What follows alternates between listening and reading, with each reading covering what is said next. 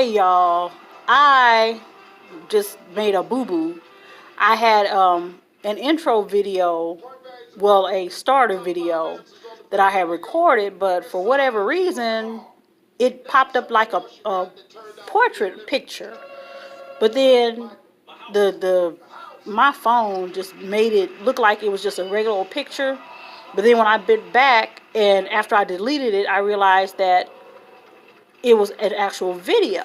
So I gotta kind of make a intro again. So what I was saying on the last one is that I was making homemade cheeseburger macaroni, and I was going to show you guys how I was going to prepare it. That's pretty much all I had to say. So you know what? I know I'm wearing something different. That's because it's been a couple of minutes later since I filmed the last little section of my vlog, but sorry y'all, I didn't mean to delete it, but I know it's going to look like everything is kind of backwards. So again, I apologize for that. But I didn't want to start my vlog with, talking and being in the middle of making my cheeseburger macaroni. So I just wanted to give you guys a formal intro. Bye. So this is a brief view of I won't say the end result of my cheeseburger macaroni because I still have ingredients to add. So I got the actual recipe from a website. It's a cooking website. I don't remember exactly what the name of the website is, but I just, I didn't want to do the box hamburger helper cheeseburger macaroni because it doesn't taste right anymore. So I got the recipe from online. So I added my meat and my noodles. So this is pretty much done. Now all I need to do is add the other ingredients. So I have Worcestershire sauce, which gives it a little kick. I have some cheddar cheese sauce, double cheddar pasta sauce, whatever you want to call it. I got that. I got some mustard, and I have some ketchup. Well, ketchup. So these ingredients, especially the mustard, ketchup, and the Worcestershire sauce, it makes it taste more cheeseburger-like.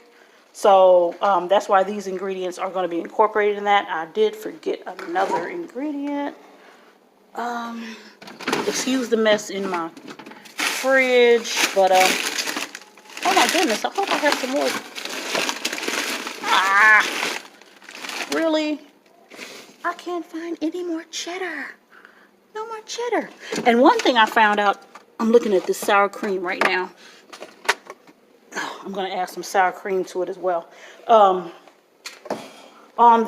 It says Unreal sour cream. I don't know. Maybe it means it's fake sour cream. I don't know. But it tastes like sour cream to me. But I was looking for some shredded cheese, some shredded cheddar cheese. Oh, here it is. Ooh, that didn't sound right. Hope it's not trying to break.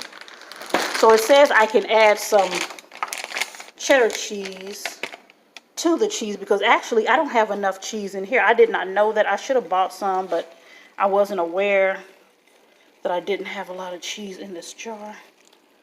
Okay, really? Come on now. Come on. I know you got something to give. I know you got something to give. Come on. Give it to me. Give it to me. Come on. Come on.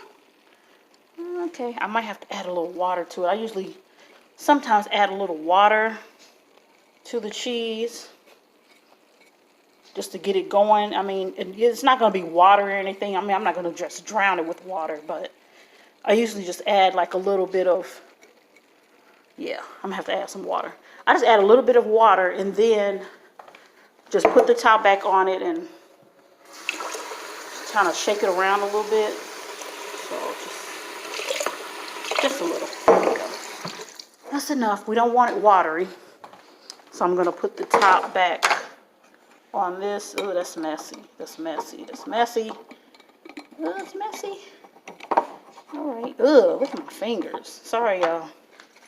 So just shake it up. Just shake it up like that. I'm going to sit this down. I'm going to sit this down so y'all can see. Well, maybe not. I was going to sit it, but I can't sit it up. Okay, let's just try like this. I don't know. I'm going to sit it down for a second, y'all. Y'all going to be seeing the mustard for a while. Because I can't hold this phone and I can't hold the phone and empty out the cheese at the same time, so. But I'll let y'all see what I'm doing in a minute. I'm just pretty much getting the cheese out of here. Ugh, my hands are dirty. Alright, sorry y'all. I didn't want to give y'all a whole view of mustard. But I had to do what I had to do. So now I'm stirring in the cheese. This should be enough cheese though, I would think. It should be enough. I didn't want it too cheesy because, as I told you guys before, my mom has to watch what she eats. I mean, she's not like unhealthy or anything like that. She's very petite. She's a very small frame lady. So, you know, she just wants to keep it that way. She doesn't want to gain too much weight because her frame is so small. So she has to watch what she eats. So stirring this up. Yeah, yeah. I mean, it's enough cheese. I don't want it to be too cheesy. Just be overwhelming. So we'll stop stirring that. I'm going to add some Worcestershire sauce. I don't know how much I need to add, but I'm going to add it anyway. If I can get the top off. Oh my God, I can't get the top off. Alright, you know what? Everything is acting up tonight. Everything's acting up. I'm going to put y'all, I don't mean to do that. I don't mean to do that. I'm going to sit that over there. Sorry, y'all. I'm going to keep talking, though. I'm going to keep talking. I have to take the top off. That top was hard for some reason, so I'm going to put in a couple of splashes. That should be enough. I don't want to put too much in there. I'll just put a little bit in there. And then the mustard. I'm going to try not to put too much mustard. The one time I made it, I put in way too much mustard. Not all I could taste was, I mean, it was good, but it was a little too tangy because I had put in all that mustard. So now I'm going to put the mustard in. Just a little bit. If it ever decides to come out. Yep, that'll be enough. Now to put in the ketchup. I know y'all can hear that. I know y'all can hear that because it's loud. So, put in the ketchup now. That's enough. Yeah, I don't want to put too much of everything in there. So all I do now is just mix everything together. Just mix everything together. I'm gonna mix some of this up a little more because I see a lot of I see a lot of ketchup in there.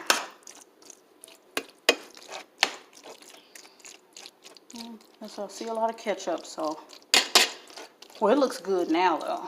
It looks good now. So now what I'm going to do is add the cheddar cheese. Add the cheddar cheese. Just going to sprinkle a little bit on there. I guess it melts into the dish.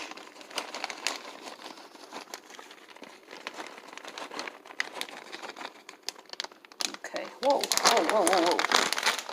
All right, put that back. And I'm probably just going to let this sit for a few minutes so that the cheddar cheese can have enough time to melt. And that's pretty much it. I'm going to add the sour cream later. I might just add it to my own personal bowl because I don't think everybody likes sour cream on their cheeseburger macaroni, so I'm not going to even add it to the whole thing. But I got the idea from the internet, so I'll probably just add it to my own thing. So there's the end result, you guys. Alright, you guys, while I'm letting the cheddar cheese settle on the cheeseburger macaroni, I'm just going to give you a little brief information about my day. This morning started out pretty snowy. Actually, it wasn't this morning. It was actually last night. I found out from my son-in-law that it started snowing around like 11 last night, which I didn't know because I was already in bed asleep. So I noticed that around 2:45, I started hearing like little taps on my window. And I'm like, what is that? And then come to find out it was freezing rain. And mind you, I did not know we were going to get any of this type of weather at all this morning. So we got freezing rain. Then around 6-ish, we got regular rain.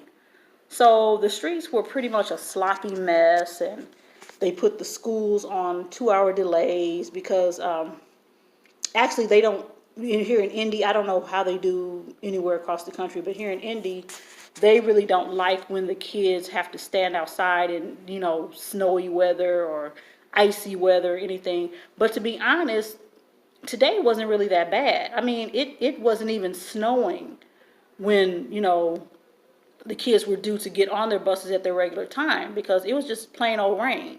But for whatever reason, the township schools as well as the public schools, they decided to do a 2 hour delay. And the thing about 2 hour delays, they're kind of inconvenient, especially for parents who have little ones, because it's like you can't leave your little one at home for 2 hours by themselves. You have to stay there and make sure they get on the bus.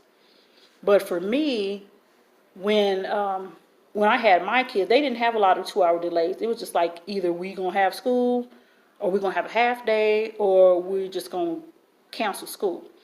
But then by the time they incorporated it, my kids were older. So, even when my son was like fourth grade, fifth grade, 2 hour delay, he knew to go out of the house at that time, like 2 hours later than his usual bus pickup time. So he would go and get on the bus, he'd lock the door behind him and all that. Because the thing about the township that my kids went to, let me tell you guys, I promise this is not going to be a long video, but I just wanted to tell you guys about the school district that my kids went to. They went to a suburban school district called Lawrence Township. And as I told you guys in my first video, I actually live in Lawrence, Indiana. It's a city within a city. It's a city within Indianapolis. We have our own mayor and our own government and all that other stuff. But I just always say I live in Indianapolis because that's what I see and that's what I feel. But, according to the boundaries and according to the mail that we get, we're actually in Lawrence. And Lawrence is to me, it's like a residential suburb. I don't know why they even created like a city for it, but they, whatever. So, but then a lot of the suburbs around here are becoming cities and towns like Carmel. Carmel is one of the most affluent suburbs/cities in Indiana. It used to be just a suburb, but now it's a full-fledged city where they have like their own mayor. And Carmel is just booming when it comes to like businesses and things. A lot of businesses are opening in Carmel. Unfortunately for me, if I'm trying to find a job, I can't go Carmel because Carmel is way too far from me. It's like I won't say northwest, but it's like far north. And it takes me probably about 30 minutes or so to get there. So I wouldn't want to deal with that in like rush hour traffic or anything like that. And then there's Fishers, which is very close to where I live. Fishers is maybe 10 minutes down the road from where I live. Fishers is also a pretty fast growing city. It used to be a suburb as well, but now it's a full-fledged city, like I said, with mayors and government and all that. So Lawrence is kind of like that too, but we're within Marion County, which is where Indianapolis is. But Carmel and Fishers, they're in Hamilton County, which is up north. But anyway, my kids go to Lawrence Township Schools, or they went to Lawrence Township Schools. My daughter graduated in 2012. My son graduated in 2018. So at the time when they were going to school, they actually had half days, and then they had like 3 days of fall break and maybe 3 days of Thanksgiving break. But then as my son got older and after my daughter graduated, they changed everything up. But actually they changed the half days. They just took half days away, period. And I don't know why. They took those away. I think my daughter was 8th, 9th grade. I don't know. She was still, somewhat had a few years to go in school. And then all of a sudden they just stopped. They stopped half days. But the one good thing, or two good things they did. They extended fall break by 2 days, so now they have like a whole week of fall break, and they had a whole week off for Thanksgiving. Because I really didn't like the, having to go to school Monday, Tuesday, Wednesday, and then off Thursday and Friday. I just thought that was crazy. But thankfully they changed that. Spring break is still 1 week. It's always been like that, never going to change. The summers are short. Their summer breaks are like short. When I say short, they get out, I'd say, May 31st. They're back in school August 2nd, which I think is ridiculous. I mean, I think all kids need at least 3 months out. But they say here in Indiana, well, we don't want them to be out too long because they might forget what they learned last year. If they're smart, they're not going to forget a thing. But that's the way they have it. I remember when I was in school, I went to public school. I went to Indianapolis public schools. And we had 3 months. We were like out in June, go back in September. And that's the way I liked it. But then they changed it once I got to like, I think I was in like 7th, 8th grade. And then they changed it. But we still kind of went back in late August. It wasn't like early August. And then some townships in the city, they go back as early as July. They go back in like sometimes late July, which I'm like, that's so unfair because parents have to like try to schedule their vacations around these times. It's just not fair. It's not fair. So Lawrence Township overall it's a good, it was a good township. It's good schools, They always get, A's as far as being, graded, school grades. They always like in the top, the top 5 or top 10 or whatever in Indiana. So I'm proud that my kids did come out of Lawrence Township. And the other townships, I think, I don't know much about them, but I really haven't heard anything like horrible about them. But I do know that IPS really does get a raw deal. I mean, and it's pretty much because a lot of the teachers there, they don't care. They're just there to collect the check. And then a lot of the kids that went to IPS or go to IPS were inner city kids, like me. I was an inner city kid.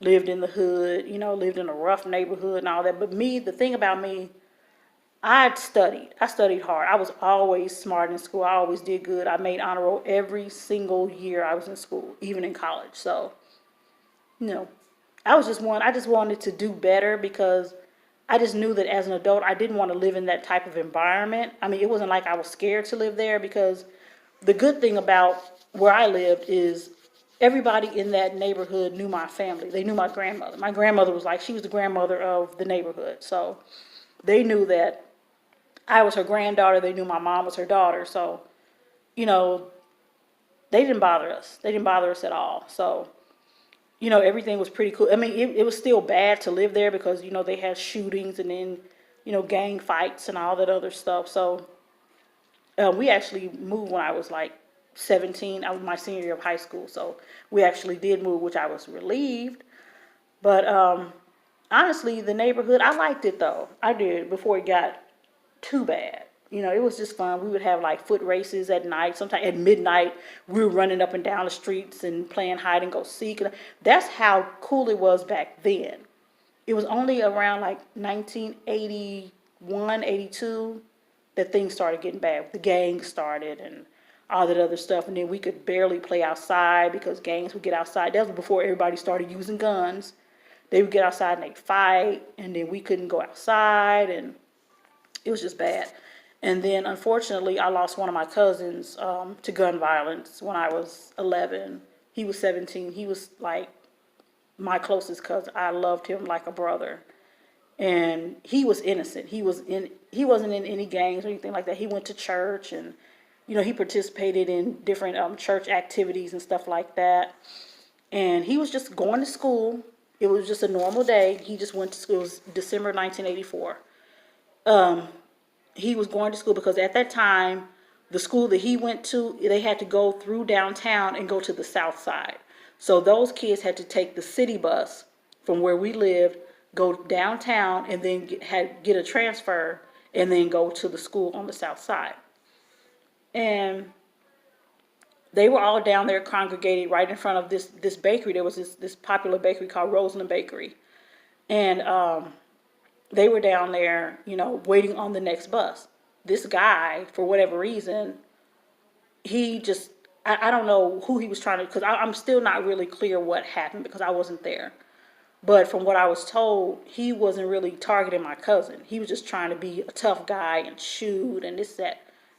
So he shot my cousin right there in broad daylight in front of all the kids. And when he shot him, he hit him in the heart. He was instantly gone. So. And I didn't find out about his death until after I got out of school, which was I think I got home around about 4:30. And I knew when I walked into the house was just eerily silent. It was always just me and my mom. But I noticed when I got home, one of my cousins was there, and she was talking like in a real low voice to somebody on the phone. And so I didn't think anything about it in the beginning. Like I said, I was 11. So I came in the house and I was in a real happy mood because we had just did a Christmas play. And I was the lead. And I did a really good job. I was so proud of myself. I came home. I was like, oh, Mom, I did a good job. Blah, blah, blah. And I noticed that her face was like different. And I couldn't tell why. I just really just like kind of shrugged it off. So she was like, sit down. I need you to sit down. I need to tell you something. And I'm like, okay, not thinking nothing like that. And she told me that my cousin was dead. And I'm like, oh, no, he's not. I'm thinking she's joking. And she, the look on her face was like so serious, like she was just about to cry at any moment. She was like, no, I'm not kidding. I'm not kidding. He's really dead. And I just lost it. I just really lost it because I just could not believe. And he was and I know a lot of people, they after somebody dies, they'll say, oh, they were such a great person. Oh, they were this, they were that. I'm telling the truth. This guy was just a good guy. He did things for us, because, like I said, my mom was a single mom. So he would go and he would do grocery shopping for us. We would send him, on errands to go grocery shopping for us. And not only for us, he also did these things for the older ladies in the neighborhood. And we didn't know that he was doing that. We didn't know that he was going and doing things for these other people. And that's what really hurt when I found out that he was doing all these nice things for people in the neighborhood. And just for him to be gone at 17, that just hurt. It just hurt. And I remember I cried for like 2 weeks straight. Every night I would go to bed and cry. Because I'm just like, okay, how could they have done that to him? Why him? And I just kept saying, why him? Why him? Why him? But, now that I'm older, I realize, it was just the way it was just supposed to happen, even though it did hurt, and it still kind of hurts. I think about him pretty often. I just wonder what he'd be like. I think he'd be 51. Had he still been living, he'd be 51 years old. And I can't even imagine him being 51 because he'd probably be a dad, a granddad, and everything, And I know that he probably would have spoiled my kids and my granddaughter to death because he was so crazy about me. And one funny thing, I just thought about something funny. He had this nickname for me, and I hated it at the time, but then after he passed, it was just like so many times, like I wish I could just hear him call me this again. Excuse me. So this, the 1980s, they introduced the McRib at McDonald's. And it was like a song, and it said, no bones, tender pork. And for some reason, don't ask me why, he was such a goofball. He called me tender. And I'm like, why are you calling? I'm like, why are you calling me tender? And he would call it, and it would just like annoy me sometimes. But when I lost him, I was just like, I wish I could hear him call me that one more time. I just really did. I was just so hurt. But, the neighborhood, it kind of went down after he died. And I knew that, as I grew up, I'm like, I don't want to live like this. I got to get out of here. Because when I finally have kids, have a family or whatever, I don't want my kids growing up with this. So we started moving. And the thing is, we just started, as each time we moved, we progressed upward, up, up, up. We just kept going up. And now we're in the area that we're in, and it's a great area. It's wonderful. We've been over here for nearly 6 years. And I haven't heard about any break-ins, any assaults, any robberies, any murders, nothing like that. This neighborhood is just great. It's really a great place. There's plenty of kids around because it's a subdivision, but you don't really see them hanging out. I think they mainly hang out maybe in their own backyards or something. Now in the summer, you'll see an occasional kid like playing basketball. A lot of the boys like to play basketball in their yard, so you'll see that. But most of the time, they're at home. They're at home doing their own thing. So I know that was kind of long-winded, but I just wanted to let you guys know, about where I live, the schools, the city, my life, my younger life. So I don't really have anything else to say, but I did promise you guys I would bring you a vlog at least twice a week. I'm still not at the twice a week mark. Because I don't want to make a vlog and not talk about anything. I don't want to just be on here and just be blah blah blah blah blah and make you guys bored. So I might just make another vlog, you know, if me and my friend hang out this weekend. I'll probably do a little bit of a vlog and let her introduce herself to you guys, and you know, that'll be fun. So hopefully I'll remember to do that. But if not, I hope you guys have a nice evening and a nice rest of the week. And I will see you in the next vlog. Take care.